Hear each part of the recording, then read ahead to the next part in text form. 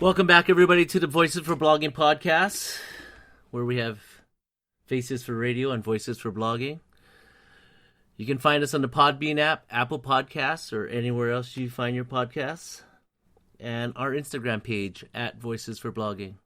As always, I'm Steve Lee here in Honolulu, and Roy Samano in LA.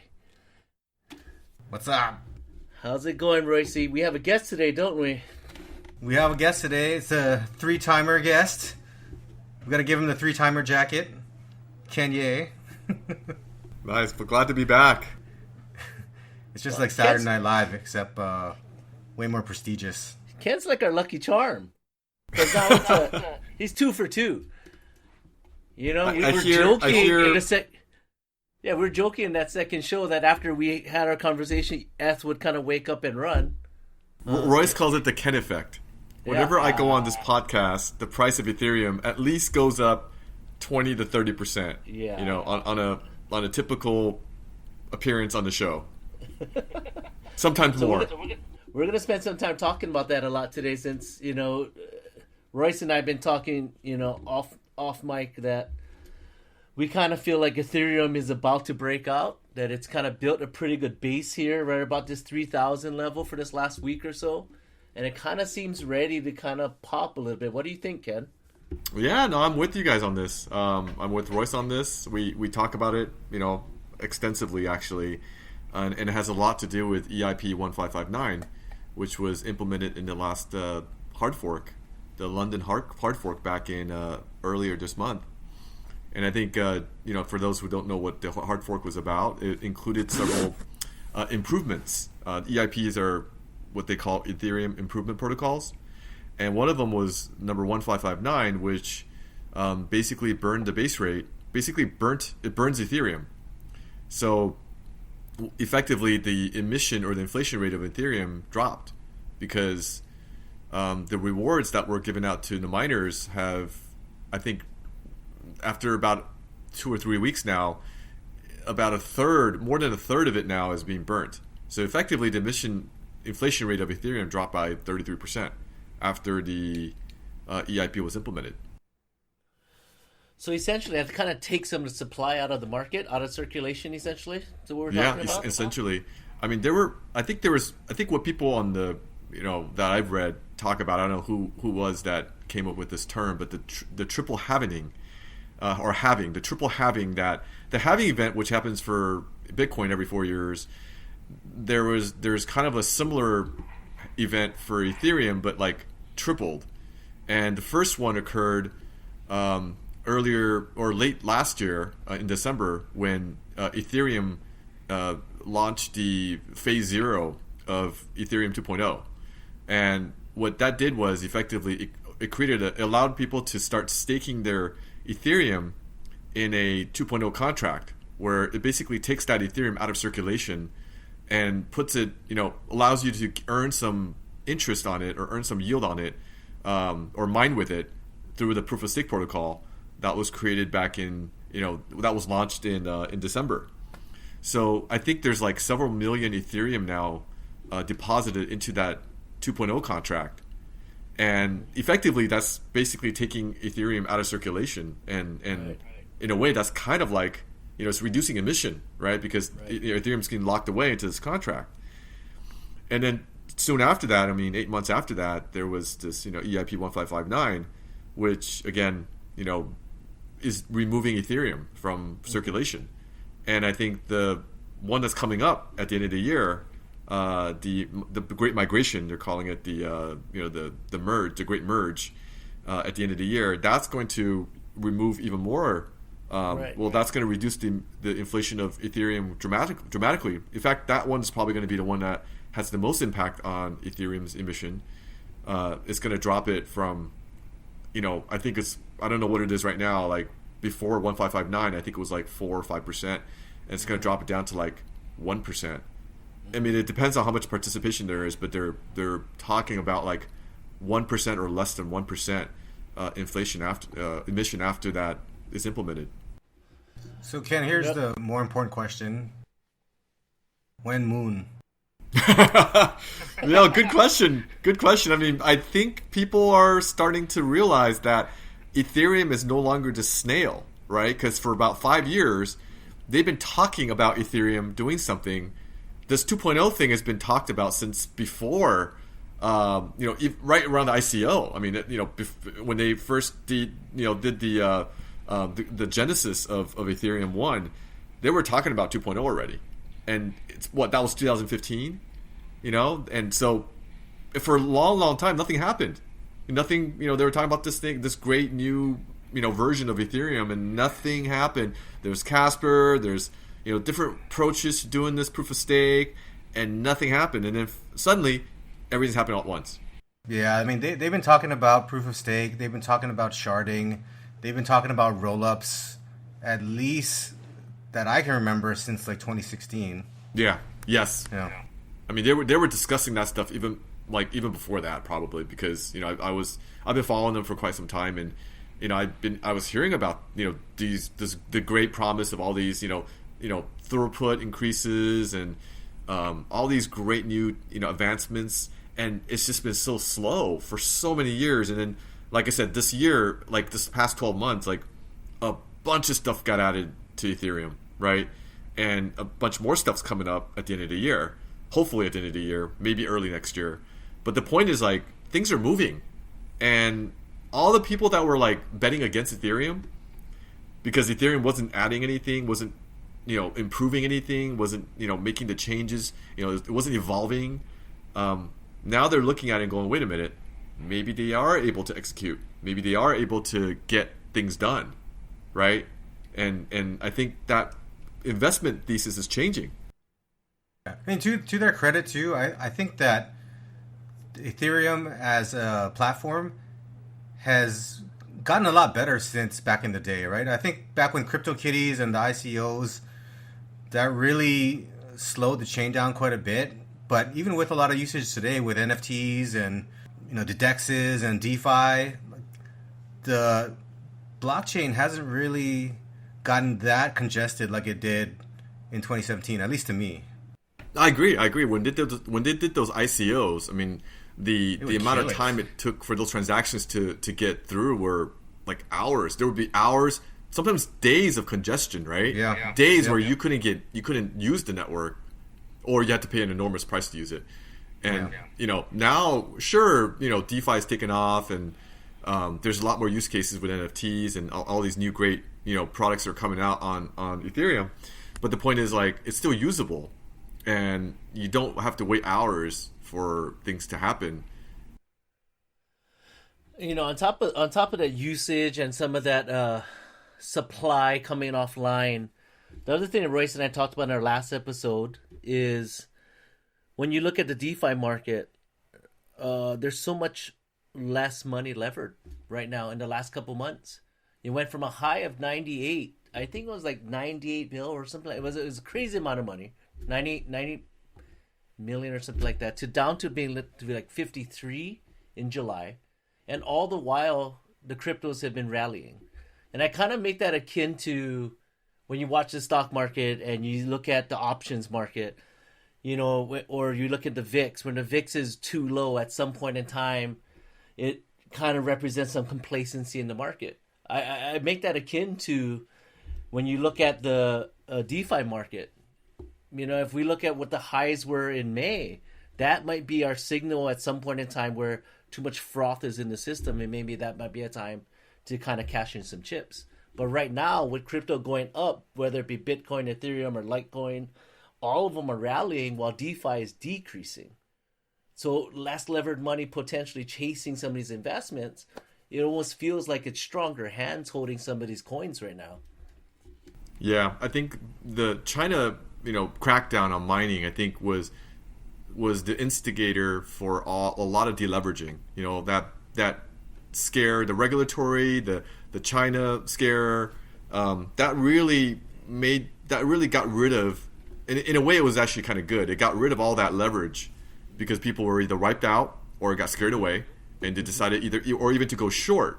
Right? There was even a lot of short positions betting against Bitcoin and Ethereum, And I think that a lot of that leverage, that negative leverage, the downward pressure, actually got erased as well, because as you can see, Ethereum's made a nice comeback, Bitcoin's made a nice comeback. I think that those short positions got liquidated as well. So it's kind of we're back on par now. I feel like we're back kind of like fresh slate, and it's built a nice base around 3,000. Ethereum's built a nice base around 3,000, and Bitcoin's built a nice base around 40K.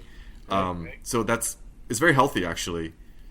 But I think the one thing that I don't think the market really priced in, and we talked about it already a little bit, is that 1559, the EIP 1559. I really feel like, and Royce and I talked about this a little bit before, but so to understand it fully, you have to understand what was happening on Ethereum, right? And going back to Ethereum a little bit more, versus the whole crypto market. What happened with 1559 was just, there were a lot of people extracting money out of Ethereum's ecosystem. These MEVs, miner extracted value. People were front running. People were doing different things to try to profit from the trading. What EIP 1559 did was really remove a lot of that. People are still doing it, but now they can't do it as profitably. So 1559 kind of made it. It turned into it made Ethereum kind of revenue generating, because the base fee that was being burned is kind of like Ethereum's revenue stream. When you make transactions, it's taking the base fee and saying this is mine, and then it's burning it, right? The Ethereum protocol, and in essence, it benefits everyone that owns Ethereum.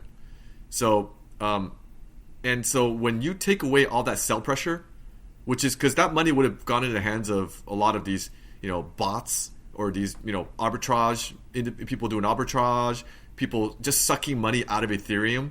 And what they're really doing once they get that Ethereum, let's say they take that base fee in their pockets, they just dump it. They usually just dump it for USDC or some stable coin, and they're pocketing that profit.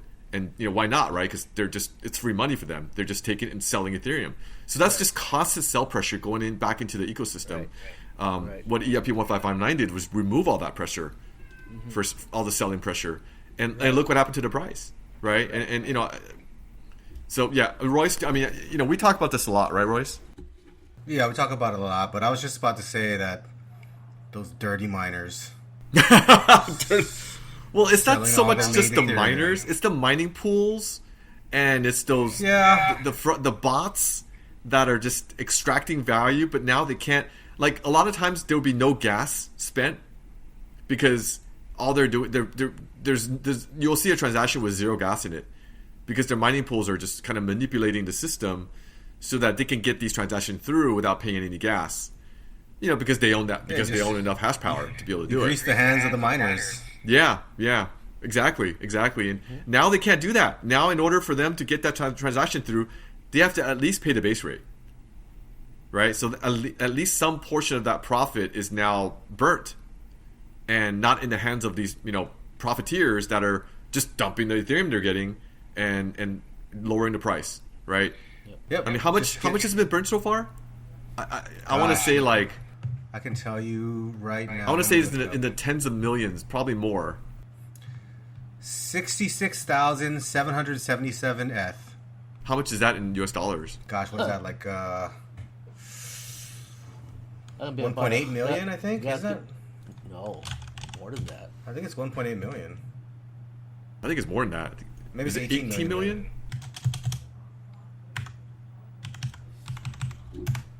200 million. Dude, that's not 1 million, Completely Royce. wrong. You're way off, Royce. At 3,000. You were missing 2 zeros, dude. Dude, $200 million. Hey, okay, so think about this. As my astronomy professor used to say, close enough for government work. You know what? You did suck in our statistics class in college, so I know, you're terrible in that class. Hey, but Steve, let me just make this final point, right? Okay, $200 million worth of Ethereum has been burnt in the last 2 weeks. 2 weeks. Okay, we're just talking about 2 weeks here, like you said, like in Total Recall. 2 weeks. Right. 2 weeks. All right. In those 2 weeks, 200 million. So what? $100 million worth of Ethereum is burnt every week. Yeah. Now that's $100 million worth of Ethereum being sold every week before 1559 by miners and other people extracting value from the ecosystem, right? From Ethereum's ecosystem. Right. And now you've got all that money burnt away, right? They're just burnt. No one, they're not. No, just everyone that owns Ethereum is basically getting a piece of that pie now. Yeah, it goes to the protocol. It goes to the protocol, and so $100 million a week of sell pressure gone. That is tremendous. Yep. And it's only been 2 weeks. Now think about it for a whole year, right? 52 weeks, right? Well, I'm thinking about the end of the year. You're talking about potentially another update coming to Ethereum. I don't see how that doesn't lead up to another big run up. Yeah, it's not just a hype anymore because this has this is changes in their monetary policy, right? This isn't just something you can kind of like, say, oh well, it's hype and it goes away. No, it doesn't go away. This is fundamentally changing the way that emission is coming. The way that Ethereum works, the inflation, the monetary policy, how it's issued, its issuance, is changing the fundamentals of the token. Yep. So it's kind of like when Fed raises interest rates or lowers interest rates. That has lasting impact on everyone. Every company, any large company, any even small, everyone, right? Whether you're borrowing money from the government or you're running a business. But think about on that note, think about all that bluster about interest rates in the last 12 months. And here we are sitting at 1.27 on the 10-year bond. After all that hubbub of, that ran it up to 1.5 and everyone worrying about the market was going to run away and the interest rate's going to get out of control. I'm like, here we are. 1.27. Barely anything. And then in the crypto market, I can go in Gemini and get an APY of 7%. Wow. On Gemini dollars. Wow. That's pretty good. 7% to do absolutely nothing with my money. Now you see why people want to get into cryptos, right? That's why I think there's so much more room to go. Because people are looking at those interest rates they're getting at banks and going, wait a minute, I can get how much at Gemini? Just putting my dollars there? 7.4%, and it's going to be held by State Street, so it has FDIC protection up to $250,000. Yeah, Gemini does. I mean, if you have dollars, there's no reason why your dollars shouldn't be in a stablecoin earning interest. Correct. But look, the stablecoin market the stablecoins are the gateway drug to this whole industry. I mean, if you that's not a good analogy, but you know what I mean. Though, that is a good analogy. It is good. Actually, it is a good analogy. But it's the gateway drug, right? You buy the stablecoins, you get the 7% or whatever it is at Gemini, and then you go, wait a minute, can I do better? Right? I got the 7%, which is great. I don't take any risk. But what if I take a little bit of risk? Right? What if I start lending that out? Right? Now how much can I get? Right? Oh, wait, but what if I provide liquidity? What if I start yield farming? How much can I earn?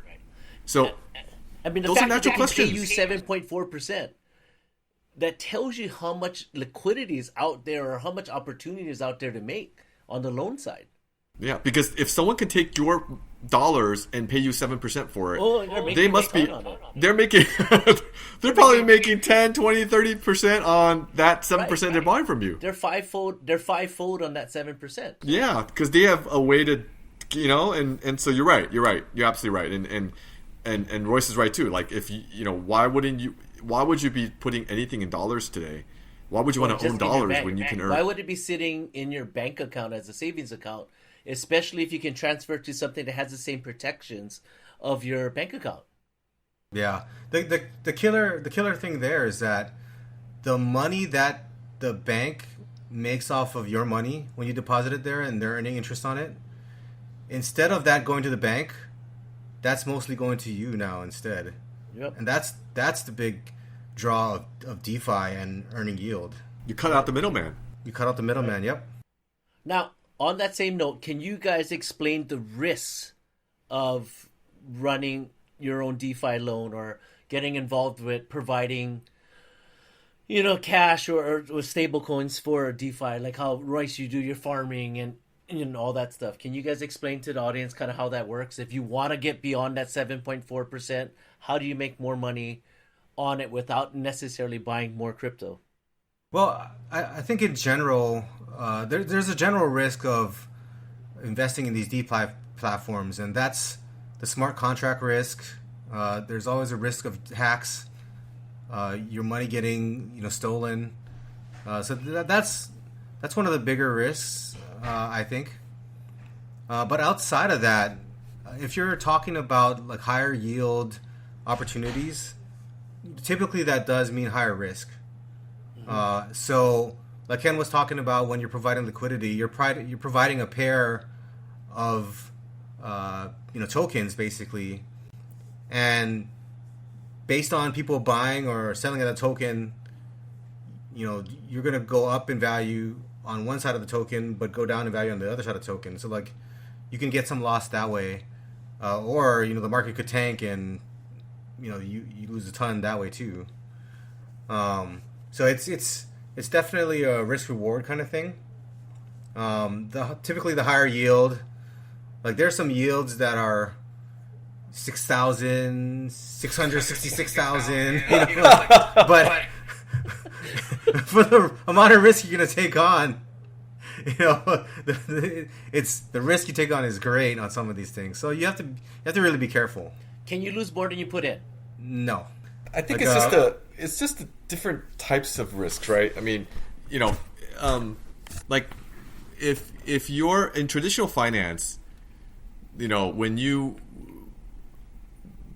if you want to earn interest on your money, you can safely give it to a bank and then get your CDs. They'll pay you like 0.5% or something on a CD, or you can go to something like Lending Club or Prosper, where you can lend it out, peer-to-peer loans and earn a little bit more. Based on people's FICO scores and stuff, you can lend it out and maybe earn, I don't know, 5-10% or something like that. And the risk is different, right? The risk is defaults, right? It's always defaults. Always. And right. People don't pay back their loans, right? Because they're not collateralized. Right. And when you do that in crypto, in DeFi, the loans are typically collateralized. There's a growing segment of uncollateralized loans that are kind of appearing, a product for uncollateralized loans. True. For the most part today, true, right? Yeah, for Trust Token, there's a few projects that are doing uncollateralized loans, but for the most part, like Aave, Compound, some of these larger projects with several $1 billion worth of total lock value, they're providing better interest rates than traditional finance, for the most part, but it's also collateralized, meaning there's no chance of default, right? It's actually over collateralized. Exactly. It's over collateralized. So if it ever reaches a threshold where your risk is at loan, or your loan is at risk of being defaulted on or whatnot, the loan will get liquidated, which means you're basically guaranteed to get your money back. Made whole. You're made whole. Exactly. So they'll sell off the collateral and give you back your money, and so you don't take any of that risk of the defaults happening or someone not paying back their loans, because their collateral's there. So if the collateral drops in value to a point where you don't have enough collateral, then you'll just get they'll get liquidated and you'll get made whole. So correct.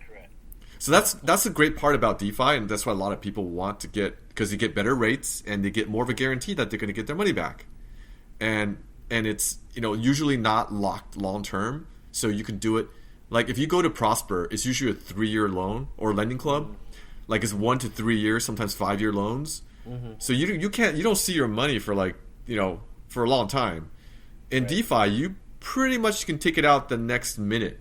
Like you can put it in and say, you know what, I changed my mind. I'm not going to do this. I don't want to do it, or I need the money for something else, and you could just take it out like the next minute, and say, I changed my mind. And so there's a lot of things that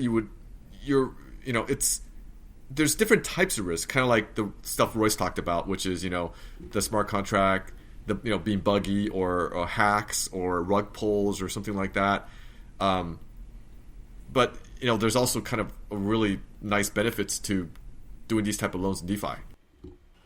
Well, what else is new with you guys? Let's kind of transition out of this Ethereum conversation. And how are things going in California for you guys? Whew. Boy. Well. Yeah. If you don't read the news, then it's great. Things are great. Just don't turn on the news. Don't go to a news website, and you'll be fine. Yeah, I don't know if we want to get into that. Oh boy. What's really going to Sure. go on? Sure. I might Steve start stirring the drinking. pot. Will you guys get offended if I just start drinking straight from the bottle? 'Cause I just don't want to get a cup. I like that. You're holding The up a big bottle of straight whiskey bottle. there. That's nice. Yep. Hey Ken, the last You guys start talking the about last pod- California. I'll be sipping my whiskey. All right.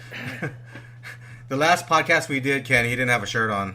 Oh. So it's, I think Royce and I have been talking a lot about politics. We generally are not. We try not to because you could go down a rabbit hole and get Careful. really, yeah, you could just get really frustrated with the way things are going in the world. 100%. And I think the major event that's happened recently is, of course, Afghanistan, right? And the U.S. pullout. And I think I don't know if I should voice my opinion here or not, because I don't want to offend anyone. I don't get canceled. I don't want people to come after I think we're at low risk of the cancel part, but I don't know. Well, I would just say I will say one thing about the press conference that President Biden had when he was the first press conference when he was asked about what happened in Afghanistan, and I thought was interesting. The interesting thing I found was he said the buck stops with me, but it's all these other people's fault. And I thought, well, that's an interesting way of taking accountability for what you did, right? The buck stops with me, but Trump signed the peace agreement, and I was and we had no choice. And then on top of that, the Afghan army didn't fight well, or just gave up or something. They didn't do their jobs, defending the country. So there's this fault too. And then on top of that, the Taliban were just too strong for us. So we didn't think they'd be that strong. Like they would just come and just conquer. That's an interesting way of handling of saying that buck stops with me, because that's just the opposite of that. That's literally blaming. way. It's like a baseball game and saying, "Oh man, I'm the manager. We lost, we got crushed, but the buck stops with me because I'm the manager." But he was 0 for 4. What, our best player was 0 for 4. And he dropped the ball in the infield. And then, oh my gosh, the umps were terrible. They gave all these bad calls. But you know what? The buck stops with me because it's my fault. But that's just ridiculous. I hear that and I'm just like, that does not take any responsibility. No, like the example that I give is if Tom Brady came to a press conference after a game they lost, and he's like, my line couldn't block, the defense couldn't stop anybody, my wide receivers dropped all the balls, the running back couldn't find an open space, the coach called terrible plays, but the buck stops with me, guys. It's So laughable, it's my right? fault. I mean, what laugh his ass out of the locker room. Yeah, I mean, Steve, what I would have loved to hear from President Biden was really just to say, just tell like it is, just own it and say, look, the situation was difficult, and we made some mistakes. Our intelligence was didn't wasn't right, or we didn't get it right. But what we're gonna do is we're gonna here's what we're gonna do to remedy that. Here's what we learned from those mistakes. Here are all the things that we're gonna try to do to fix it, right? But we own it though. We own it because it happened under my watch, and it shouldn't have happened under my watch. And it's a painful learning that it's going to make me better, because I'm going to learn from this experience and try to mend for it, right? Try to fix it and try to do the right things from now on. Because I would have looked at that and go, okay, all right, I understand, right? This is a tough job, right? It's a tough job to be the president and make decisions sometimes on the fly, and I would be more understanding, and to me that would be taking accountability, right? And I think other people would be, like the press and just the general public would be more amenable to that type of tone, to kind of drop be more humble about it and just say, you know what, it's kind of obvious what happened, so just own it, right? Just own it and move on. I mean, own it. The finger pointing thing. I was hoping that we were just past that. I was hoping in the political landscape that we were gonna try to start moving away from that. But once he went there, I was like, man, you're just opening the door. So all I heard today, like listening on NPR, I listen to NPR every day, and NPR does a decent job of letting everyone from each side talk. And so the Republicans are like, are you serious? Like, did you really stand up there and just point your fingers at us, at Trump and everybody? It's like, there's so many ways to handle this, and along the same lines of what you said, like if he had started by saying, hey, we spent almost $6 trillion on this war, and we haven't been able to reach the objectives that we wanted to under 4 presidencies, and it's somehow said away like there might not be a real smooth way to get out of here or what have you. But yeah, like you said, take some responsibility for everybody.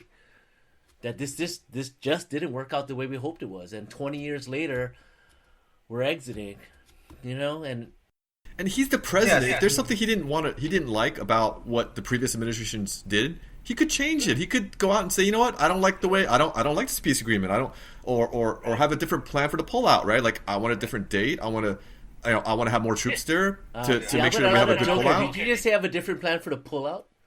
You want to talk about that? What are you talking about?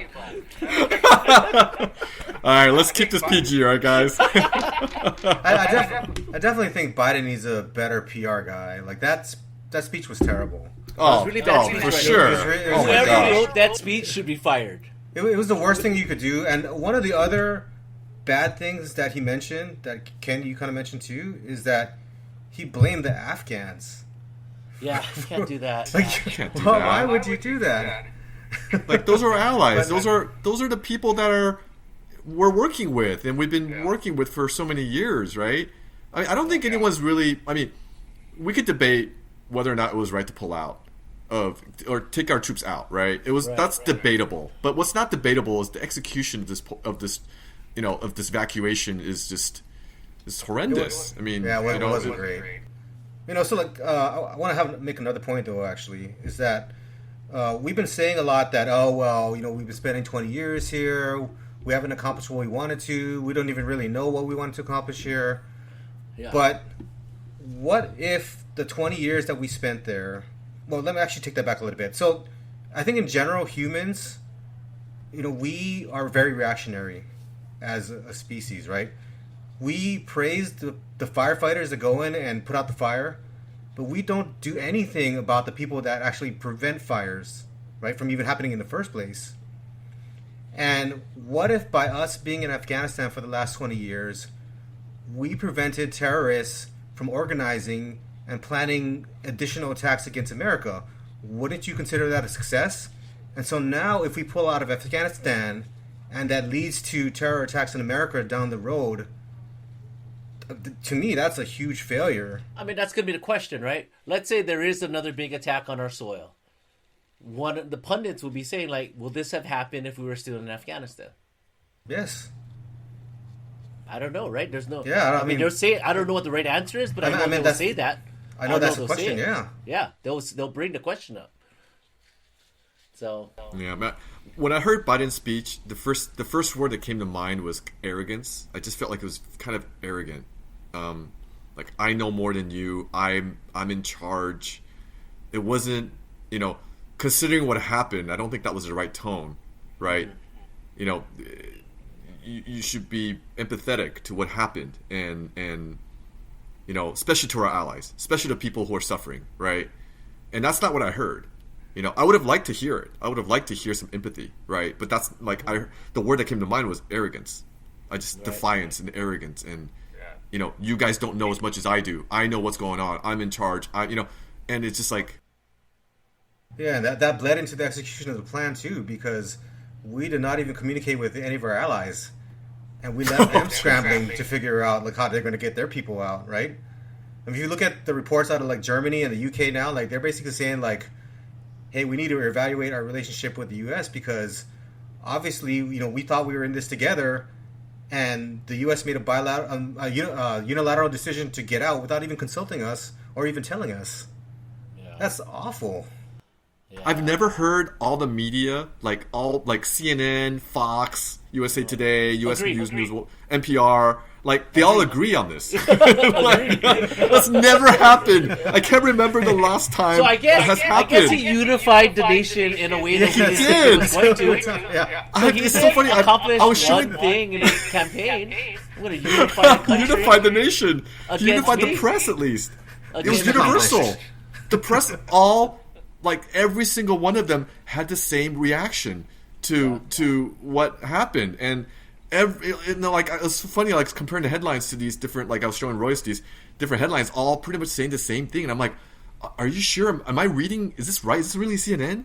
Is this really MSNBC? Like, is this really like? They never agree. Like now they've all agreed. Well, I mean, spent a little time talking about a subject related to this that deserves conversation is the women's rights issue. You know, you have women there that are 20 years old now that have been fed the idea that they're free, they have the free will to do whatever they want, and now if the Taliban comes in and does what they did before, which they say they're not going to, whatever. You know they're not. You know they're going to. Yeah, I mean, Do what you do trust, you say to that woman? do you What do you trust say them? to that 20-year-old? Sad. It's just sad, man. Right? It's just sad. It just makes you sad. You know, like we talk about all these great virtues and great philosophies, you know, about, you know, empowering women, right? Empowering, you know, giving people who don't have the opportunity a chance, you know, to succeed. You know, like this whole liberal movement, right? Which is all about women and, you know, the underrepresented communities, the LGBTQ community. And you're right. Like, does that not apply to people in Afghanistan? You know, people that we allied. You know, we've been trying to. You know, we went into their country. Now you're right. We've instilled these ideas, and like these Western ideas, and now we've abandoned them. Right? Effectively, we just abandoned them. Mm-hmm. It makes me sad to think that they're just going to be on their own, right? And the Taliban is not going to be sympathetic to. You know, they're not going to be tolerant or sympathetic. Yeah. I think the American people were presented with a false dichotomy, right? We were told that, or Biden said that we could either pull out all our troops, or we'd have to put in like thousands of more troops, right? But from what I've been reading, like there were a few opinions where, like, if we had kept a small number of troops there to provide like air support and logistical support. The Afghans were the ones that were doing the fighting. We could have, you know, helped them and you know, kept the Afghan nation going for a while. But because that was an option, apparently, that was considered or whatever, right? You know, like it didn't happen. But I think if you gave the American people those options, I think they would say, like, okay, for a limited amount of troops, maybe it's worth it to keep those guys there. You know, keep you know the women's rights growing in Afghanistan, and I think they might have gone along with that. To your point, Royce, to your point about national security, like, and world security, really, for the democracies around the world, like your point about having all these other forces, that allied forces there, and the potential attacks we didn't see in the last 20 years. I mean, is that enough reason to, like you say, leave some behind? And, you know, none of the three of us know the logistics of all this and the cost of all this. But it doesn't seem like a full pulling of all our troops is the most efficient answer here. You know, they keep saying, well, we'll do air support through drones and all that. And I understand that part. You know, you don't need as many troops for all that stuff. But the presence matters. The other thing that looks bad for Biden, whether it's optics or whether it's what's really happened, is that there's this notion basically that he overruled the advice of his generals to do exactly this. That's what they're saying. Like, obviously, we don't really know. I mean, a retired general did come on NPR, I think, yesterday and just roasted him. I mean, it's hard to argue with the results, right? I mean, you see someone falling off a plane trying, you know, a jam-packed military, transport. Hanging onto the wheels. Right. They're held onto the wheels. They're so desperate to leave the country that they're willing to die like that to escape the Taliban rule. I mean, that just goes to show how desperate they were, right? They'd rather die than be ruled and brutalized by that regime. But Ken, the Taliban said it was going to be okay. They weren't going to do that. You know? Would you trust the fox to say, yeah, we're gonna be nice to the chickens in the hen house? You Yeah, know, they're you're gonna saying? Like, They're going to let them through the airport, right? yeah. Oh, don't worry. We'll be nice to the chickens. You're cool. Don't worry. Us foxes are cool. We changed. We're good now. We'll feed We're you. not- We're nice foxes, you know. We're not gonna eat them. Don't worry about it. We're good. No, Really, Royce? You guys heard that one point about their money for the Afghan government, though? Where that money Yeah. is? I heard it's in the gold or something, right? There's like It's a in New vault York with a bunch of. City. It's in New York City, right? There's like a big vault it's of in New York gold in City. there. So the Taliban has no access to the money. Interesting. That is interesting. I wonder if that was planned. I'm pretty sure that was planned, right? It seems like it. Yeah, I mean, like, it's interesting that the Afghan government was okay with that. I guess maybe they saw that coming. Like, you know, interesting. It is. But you know, It's but Steve, like, I think your point about, you know, the question about what is this, you know, what does it mean for women in Afghanistan? You know, the young people growing up there. We've instilled this ideology in that country, and now we're leaving them to fend for themselves. Is that worse than not being there at all? Yeah, don't know. You know, is it better that we instill these ideologies in them and then left, or is it better just not have introduced them at all to these ideas? Because That's a tough question. right, I mean, I guess if the they answer, I guess the answer lies in: are there ways to support these women non-militaristically moving forward? And I don't know the answer to that. I don't know.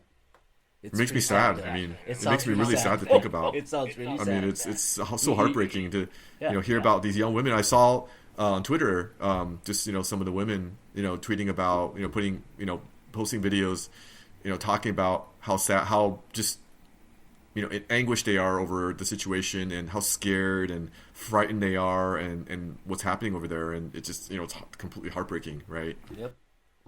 Yep. Oh, so they identified one of the victims who fell from the U.S. plane. He was a 19-year-old national junior football player. Oh my gosh. It's terrible, man. I mean, you talk about optics. I mean, how does that look? The optics of someone falling, 300 feet off a plane, or I don't know how high it was, but falling off the plane like that, hanging on by the wheels or by the side of the plane. I mean, come 2022, the midterms, these images, the optics of that withdrawal is going to be front and center, right? It's pretty close to. We're less than a year away from the campaign time, at least, where these, Isn't that amazing? I know, it is amazing. Yeah. In less than a year. I mean, people are going to start campaigning like later, probably end of this year, early next year. End of this year. End of this year. Right? End of this year, they're going to start campaigning, and you don't think these things are going to be in people's minds? They're not going to forget it that easily. It's hard to forget. I don't think so either. Yeah. People are saying that basically, like with the next news cycle, people will forget, but I don't think Not people this are going to one. forget this. Not this. No. It's so bad. Yeah. So here's another question: do you think that they consider going back? I don't know how you go back. You'd have to go in basically full force, just the same way that we came in 2001, probably. Yeah, I don't know how you go back without starting a full-fledged war and not knowing if you're going to get support from the allies. Do you even have allies? What happens Well, that's at NATO true. now? What happens in those conversations now? And everyone's every country's struggling with COVID still, on top of all that. Yeah. So, I don't know. I'm depressed now. I know this is why we didn't want to get into this, because Well, it's depressing. This is why I'm drinking straight from the bottom. So, hey, Suntory, if you guys want to sponsor us, I'm drinking a Suntory whiskey. Man, Steve, that was a very good and deep question about about the Afghan women and the women in our country and the movement that this women's march that happened in the last cycle, the last election cycle. All this conversation about women's rights. Yep. and here we are in Afghanistan with this brutal regime coming in, and they're going to hurt the women that don't fall in line. Yep. They're not going to have any of those freedoms that they were experiencing, with the U.S. presence there, and the hope they were fed. Does that mean that these values and these ideals only apply to Americans? Are these only American privileged values? Because if you're not American, too bad. Because these ideas are not universal. They're just American, just for Americans. That seems kind of selfish to me, right? And self-serving. I mean, it doesn't instill it doesn't inspire people. It feels just artificial, manufactured, right? It doesn't feel right. Yeah, it doesn't. Isn't it injustice anywhere is a threat to justice everywhere? Because you talk about social injustice. What social justice only applies to people in America, and that doesn't, it just doesn't ring true. Because if you really believed in that, then those facing social injustice in other countries like Afghanistan, which we were a big part of, right? You call out China for they're singling out a certain ethnic minority in their country, and we call out the human rights issues with that because they're a political enemy of ours or adversary of ours. I wouldn't say enemy, but adversaries of ours. But then when it comes to Afghanistan and someone that we are allied with, or we're allied with, does that suddenly becomes inconvenient for us, right? To say that, that's social injustice, we just turn a blind eye to that, even though it's far worse what the Taliban's doing, right, to those, or likely to do to those women and those facing social injustice there, right? Mm-hmm. So do these just become American social justice, not social justice universally? Well, it's just a lot of lip service to me sometimes. You guys are right about the midterm elections. Like any Democrat that's running in the midterm elections, when you bring up these two things, the image of people falling off the plane and essentially deserting the women in Afghanistan, how are you going to answer that? How are you going to answer any of those questions? It's great questions. How are you going to do it? I don't know how you can. It's the liberal stance of all liberal stances. So maybe we should clarify something up front. Royce and I think we are both political independents. I've actually never joined a political party in my life. Mm-hmm. Since I turned 18, I've been unaffiliated with any party. And I've always kind of taken a kind of like look at all the sides, look at all the facts kind of approach to everything.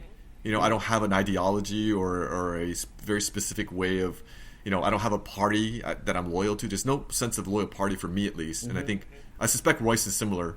Mm-hmm. Damn, you outed me. But we talk a lot because I think it's interesting because we take such we try to take a very unbiased view of everything, right? And so I don't want this to be I don't want people to look at this and go, well, these are a bunch of, Republicans or Democrats, saying, no, we're not partisan. We're just people, normal, everyday people using normal, everyday common sense and applying it to things that we see that are happening in the world. And that's, at least that's what I see. I mean, in general, the same goes for me. Like, I believe in my ability to critically think. So, whatever someone's saying, whether they're middle, right, or left, I just vote for what makes sense to me. And it does this, right? It's never here, it's never here, it's never here. It's somewhere in between and around, which is how life is. I mean, to me, that's what life is about. Life's never all the way this way or this way. It's somewhere in between. Embrace the gray. That's how they teach my students. That's what I teach my athletes and those kind of things. Embrace the gray. It's a pendulum. Yep. It swings back and forth. But do you think this pendulum is going to swing the other way because of what happened? Do you think so? Yeah. Royce, you seem very convinced of that. I'm curious why. Because it always does. I think it's just. Do you think that, Royce, though, that we swung both ways now? That maybe it'll settle somewhere in the middle? Because we've been on both sides. Constantly swing. I mean, that's why typically after a Democratic president, you have a Republican president, right? And then after a Republican president, you have a Democratic president. Like, you can never. So what you're go saying? all the way one what way. you're saying is our answer is Mark Cuban then for him to run as independent and just split in between. That's definitely not what I said. But Royce, I think if the pendulum does swing, it won't be because like I think both sides are very dug in, right? The left and the right, they're very dug into the positions and what they it's not even about the issues anymore. It's about their side winning, and not about what's right or wrong. Yeah. I think they're just convinced that they're on that one side and they need to stick to that side, right? Yeah, no, I do think that's changed a little bit. I think you're right that people are more, team oriented now than ever before. Mm-hmm. But I still think that there's a number of independents that help decide elections, right? And they're free to choose between any party. So, well, independents and moderates, right? I mean, the moderates always get run. Yeah, moderates, yeah. So, we'll see. But I was just speaking in general. I was in general, like not just with Republicans and Democrats, but like just with like this whole social justice thing and like everything else that's going on, like just back and forth. I think the pendulum will swing because the independents have swung, not so much the Democrats or the Republicans. I think they've dug in, so it's just the middle part of that pendulum is going one way or swing the other way. Yeah, maybe. I think it's a tough job, though. I mean, when you're a president of the United States, yeah, it's tough. You can't please everyone. You can't please everyone. Yeah. I mean, like any leader in any situation, you want to talk about a principal at a high school, a CEO of a company, you're not going to please everybody. There's just the reality. It's just how you do it. No one said that being a president was an easy job. I mean, I actually don't even understand why people really want that position. That's just like a really stressful, unappreciated, and just really not an easy job to do, right? Like, I understand being patriotic and wanting to do what's right for your country, and I believe in that. But man, that is a really tough job, right? Well, so no one said it was going to be easy. On the other side of the pendulum, other line of the spectrum is look at a country like China, though. Look at Hong Kong and look at how much they tried to protest and speak up, and then they got silenced. Like, so no matter what and how bad things are here in the U.S., that doesn't happen here. Where just a whole faction just gets silenced and essentially was the way for China just to take over Hong Kong, which we all kind of knew was a little inevitable. Like that, that wink, wink, nod, nod, no, we'll leave you alone in the 90s. Hong Kong, you can be independent, whatever. I mean, if you believe that, like, come on. Hey, Royce, remember that Twitter or that TikTok video I sent you where the guy was giving advice about how to take vacations, and he had this spreadsheet which had a ranking of like his top 20 friends that he could go to trips with, and how much each of them made, and how much their budget was. And it was ridiculous. Like the number one guy was making a year like $5 million a year. He had a budget of like, I don't know, $100,000 for the trip, and it's like, are they willing to do a private jet? Are they willing to are they willing to travel to other countries? Are they like? It was like, I'm looking at that video and I just thought, oh my goodness, like I don't think he's trying to. He's trying to seriously give people a tip on how to travel. And at the very bottom of his list, I think it was like the number 20 guy. It was like, was it Broke? Like, was his name Broke Bob or something? Like Broke Barry or something, right? Or Broke something, yeah. The nickname was Broke Barry. He made like. Was that Barry Bonds after he didn't get to He was making $125,000, but he's the broke Barry or something. I'm like, how do you? Like, number 20 on the list is like a broke dude that makes $125,000 a year. I'm like, that's a pretty good salary, like by most people's standards at least. I mean, Royce, what do we do when we're on vacation, Royce? We go to Wendy's. What else do we do? Hit all those fine dining spots like McDonald's and Burger King and Jack in the Box and. You beat number 21 on that list. It was Broke Bobby, by the way. Broke Bobby, that's it. Broke Bobby. Broke Bobby was the poor guy that this hilarious, like just there's one guy that was like was willing to spend $175,000 on the trip, and it was like maybe irresponsible. Maybe a little I mean, don't. I would love to be broke Bobby, because then I'd be like, you guys got this, cool. Yeah, I'll just leech off you guys, you know. Yeah. Don't forget the guy that was 70% single, right? But Roy, yeah, sorry. One guy on the list was 70% single. Like, what does that mean? 70% single?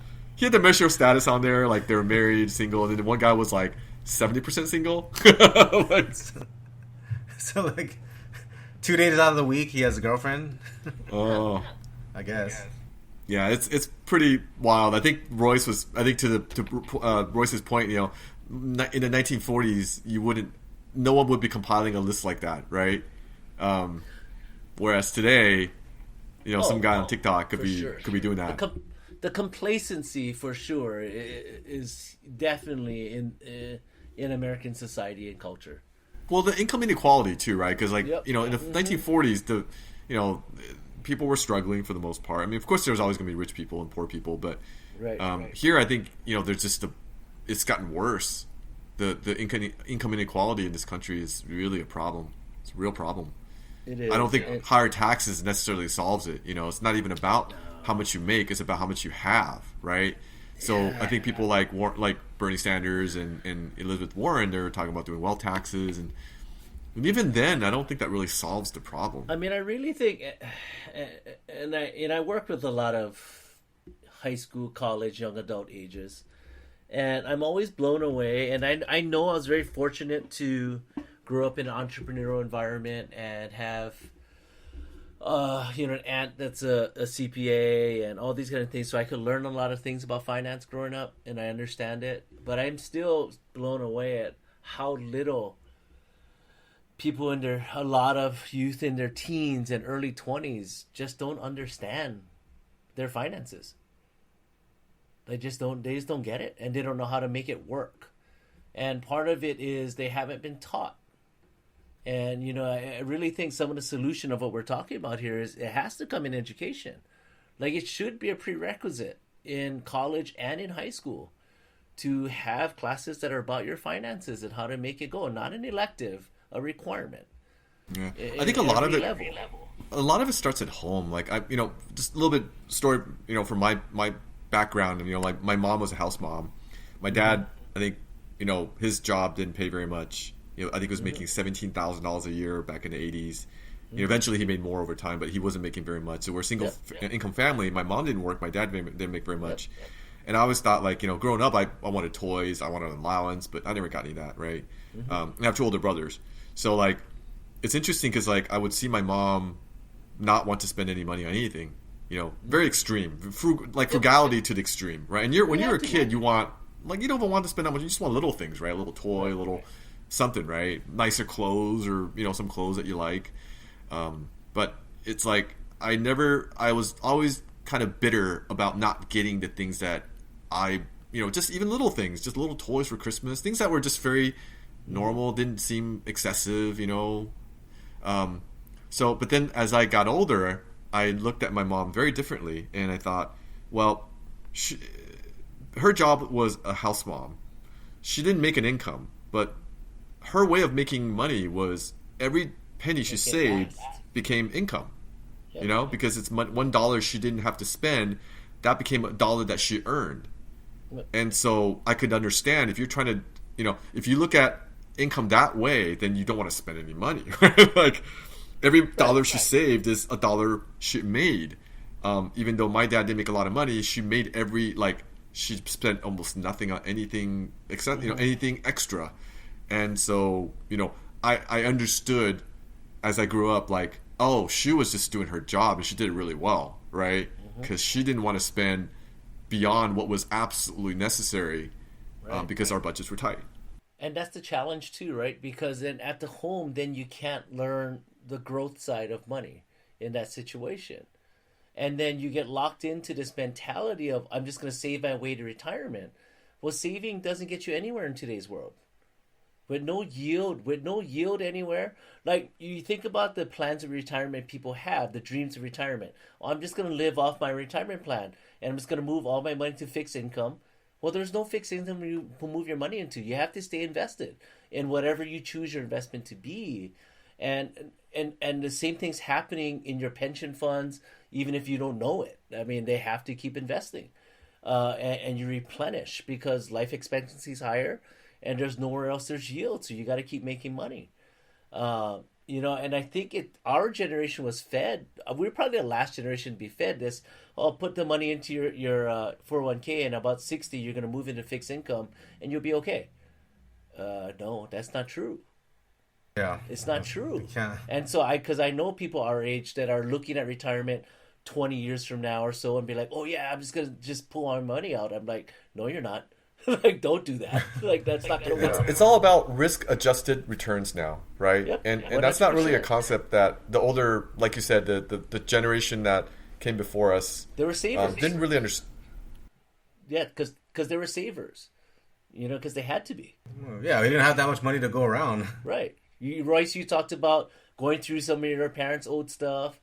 My mom tells me stories about when she was a kid, a slice of bread was her lunch. One slice of Love's bread. So when Love's Bakery went down last year, that's a little emotional for my family and I. That for my mom, like, that was her lunch, one slice. Yeah. That's it. So now, when she became, when she was a single parent and had to run her own business, when she was left as a single parent, my dad passed, the business wasn't profitable. And when the time came where things turned, for us, how we celebrate is with food. We just order way too much food. Like Royce has seen it. If Royce goes to a restaurant with me, I'm going to order 5 dishes too many. I don't care. But, Steve, does it mix, like, hearing you tell your story, and then I told my story, and I'm sure Royce has tons of stories, of frugality in his past, right? Right. I wonder if these stories are, because the last generation to really experience this has told us those stories. We don't have our own stories to tell people, like our kids growing up. They're not going to ever see us struggle the way that our parents struggled, or our grandparents struggled. Where, Correct. Like you said, one slice of bread. My dad had one pair of shoes a year, and he walked 2 miles to school every day. Correct. Right? And so he had to go barefoot once the shoe wore out. And he had one egg. When he had an egg, he said, when he had an egg, it was like, he just had rice. But when he had egg, it was like a treat. That was like a great dinner when he had an egg in it. I tell you what, though, those stories or that mentality is 100% ingrained in me. Just like, but we have no one to just share like I had my shoes from college, those basketball shoes from college. I had them until like 3 years ago, maybe. Yeah, those questions. Yeah. I wore those things out so. No, but I mean, to your question, Ken, we do have stories to share because our reality when we were younger is not the reality our kids, you and I with kids, are going to have. So now the challenge becomes, when you look at what the struggle was for the generation before you, your parents, it was to get you in a better position, right? So it's about telling the stories of your parents to your kids. And then it's also about telling how you had what your feelings were growing up to where you are now, and how you're not, even when you make money, you're not going to just blow money because you understand this is what we have to do, and you teach them. And, for me, like, my stories are going to be a lot about, like, I grew up, there were summers where I worked 80 hours a week, in a family business and still tried to play sports. And so the thing that, gets sacrificed is time with friends. There's a lot of times where I didn't get to go out. And so socially, sometimes, when you miss out as a teenager and stuff, that affects you in a way where you have to learn how to kind of get some, resilience and figure out the bigger picture at a younger age. And, when I think about my son, I do have to think about ways where I have to bring some, or put him in situations where some adversity is going to come out. Because he's definitely not going to be raised in a way where it's like, hey, just go to school, get your grades, and everything's going to work out dandy. Because I don't believe in that. Because I just, it's just not how I was raised. It's not how I grew up. But is it different that you hear about it? Like, you hear stories secondhand about your grandpa versus watching your parents struggle, watching this happening? Because I watched it, right? And so it's very deep. Like, just like Roy's, like, for sure. we watched our parents. We Right. it directly impacted us. It wasn't just Yep. we hear about it, kind of interesting. Okay, cool. No, it's like I didn't get shoes this year, or I didn't get the shoes I wanted this year. I didn't get new folders for school because we couldn't afford it. My mom didn't have the money. It is the bane of progress, though, right? That is the bane of progress, right? Some people try to do it by taking kids to do volunteer work in underserved areas, but I don't think that goes very far, to be quite honest. I think that's a lot of stuff to make rich people feel good about themselves half the time. The challenge of making progress is what we've been talking about a little bit. Like, how do we show our kids, like, hey, it ain't always gonna be easy, and you do have it easier than I had it, and you definitely had it easier than your grandparents had it. And some of it's about being directive, though, having a directive of, you have this opportunity now, make great use of it, whatever that means. It doesn't mean necessarily make more money, but be a productive person in society. That would probably be one of my more bigger lessons to my son growing up, is be a productive person. You can have more resources than I had growing up. You'll definitely have more than your grandparents did growing up. So knowledge is your opportunity. Be productive. And it's about the empathy. It's about teaching that type of social growth and giving us situations where they can grow emotionally and socially. And, but that is a challenge. But which challenge would you rather have? It becomes the question too, right? Do you want to be struggling week for week? Or do you want to try to figure out, all right, how am I going to kind of put my kids in situations where they got to build some resilience? And life will do it to them. Just hopefully give them enough tools to kind of get past it when it happens. Those are some deep thoughts, Steve. I'm with you. That's what happens when you work with kids all the time. Yeah, no, I agree with you, 100%, 100%. And my kids are entitled because right now, it's they're not going to experience the kind of life that when I grew up or my parents grew up.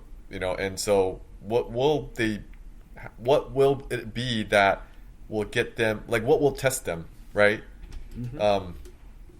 And I don't, gonna be, it's, my kids are too young to kind of, like, I think the kids you work with are probably a little bit older, so, but those are questions I'm gonna have to think about, right? Like, what's gonna challenge my kids to make them more complete people, right? You want them to be complete, to be as, as complete as possible, and have, experiences from all different types of influences, right? You want them to be kind of well-rounded people. So it's tough. It's a tough job to expose them to that. Man. This is why Royce won't have kids. Come on, Roy. It's not too late, man. It's not too late. I don't want to mess him up, man. Or kids he knows of. I've only said that because we've had conversations about it. He's kind of, or he might not have kids that he knows about. Yeah, let's not do that. I'm just playing, man. No, Royce is a good guy. I may have picked some geographies there. I'm just kidding, man. I was playing your leg.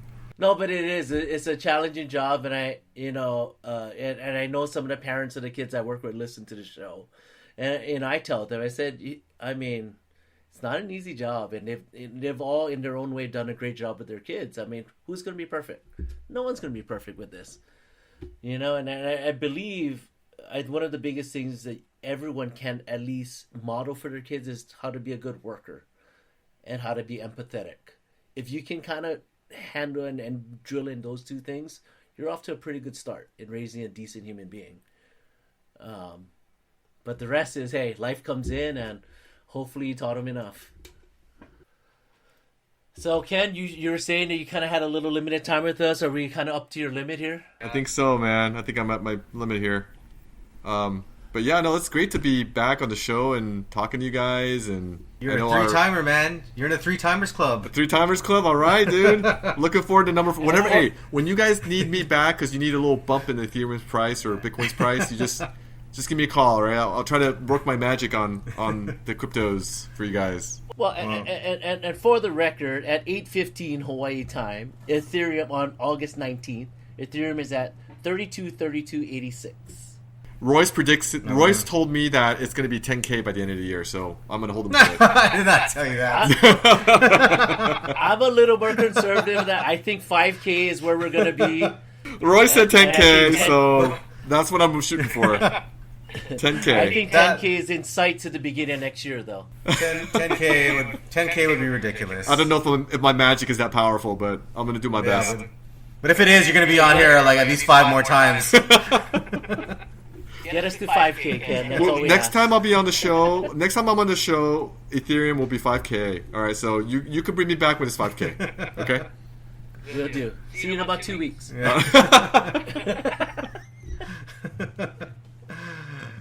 All right. Okay, Ken. Well, thanks for joining us, man. We appreciate your time. All right, see you guys. Thanks for having me. Sorry to the audience if that got a little heavy or deep for you, and that's not usually what we normally do. They got pretty serious today, man. So serious, man. You guys got serious at the end. Why are you so serious? No, well, the politics thing. Why so serious? Oh, man, I don't know. You started talking about your Iversons, that's why, and that, Dude, your Iversons I have always... I have that mentality that I couldn't throw away shoes. So I had like 3 or 4 pairs of like rundown Iversons for like the longest time. I had all these other shoes, but finally I was able to get over it and threw them away. And then I got new ones. A new pair. Then I got new ones, yeah. Exactly the same new shoes. So I have 2 pairs of the the blue toe Iversons. So I'll never not have a pair. I have one that I'll keep on ice for now, and one that I wear, and then when that one that I wear wears out, I got another one. You can't do that stuff. You can't do that in Hawaii. If you leave a shoe unworn in Hawaii, eventually the thing just disintegrates on its own. Okay, I guess I can't go to Hawaii then. Speaking of which, you will be here in about 7 days. A week, aren't you? 7 days. That's exciting. I'll be on a plane. We can record our first show while we're in the same room together. We can definitely do that. Just make sure you put on a shirt this time. Well, I was just going to take my pants off, but hey, Well, that too. Keep your pants on, dude. I mean, you don't even know if they're on now. I don't, and I don't want to know.